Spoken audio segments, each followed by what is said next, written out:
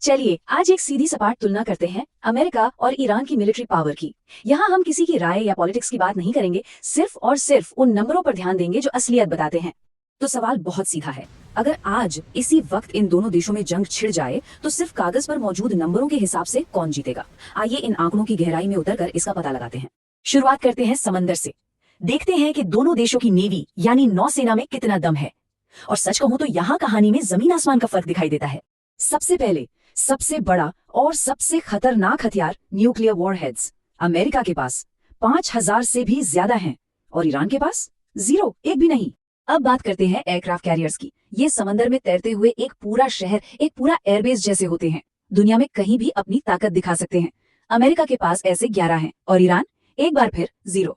Destroyers यानी वो तेज तर्रार जंगी जहाज जो हमले के लिए सबसे आगे रहते हैं। अमेरिका के पास इनकी संख्या 81 है और ईरान के पास, आपको पैटर्न समझ आ ही गया होगा, 0।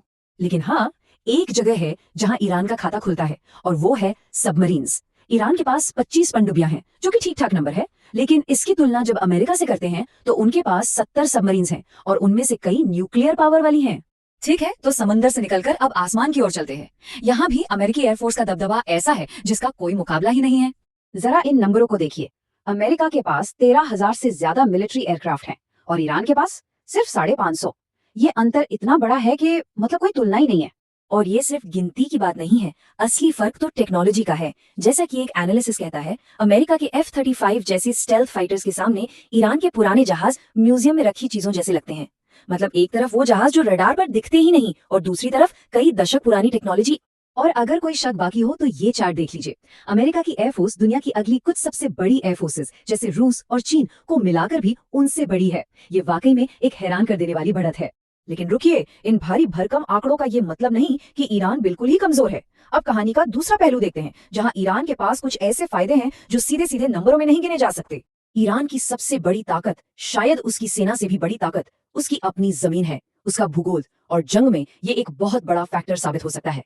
जरा सोचिए, ईरान एक कुदरती किले की तरह है। चारों तरफ ऊंचे ऊंचे पहाड़, बीच में एक बहुत बड़ा रेगिस्तान।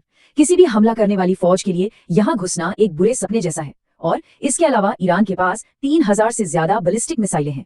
मतलब वो पूरे मिडिल ईस्ट में कहीं भी पलटवार कर सकता है, जिससे किसी भी हमले की कीमत बहुत ज्यादा बढ़ जाती है। तो एक तरफ अमेरिका की जबरदस्त मिलिट्री मशीन और दूसरी तरफ ईरान का डिफेंसिव किला। तो इन सबको मिलाकर आखिर नतीजा क्या निकलता है? देखिए, एक अच्छा डिफेंस होना बहुत जरूरी है, लेकिन सीधी और साफ हकीकत यह है कि अमेरिका की सैन्य और तकनीकी ताकत इतनी ज्यादा है कि ईरान की बेहतरीन डिफेंसिव स्ट्रैटेजी भी उसके सामने छोटी पड़ जाती है।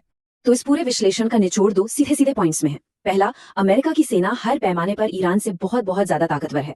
और दूसरा, अगर सीधी जंग हुई तो अमेरिका में ये काबिलियत है कि वो कुछ ही हफ्तों के अंदर ईरान की पूरी आर्मी, नेवी और एयरफोर्स को तबाह कर सकता है। ये आंकड़े एक बिल्कुल साफ तस्वीर दिखाते हैं, लेकिन ये हमें एक आखिरी और शायद सबसे बड़े सवाल पर लाकर छोड़ देते हैं।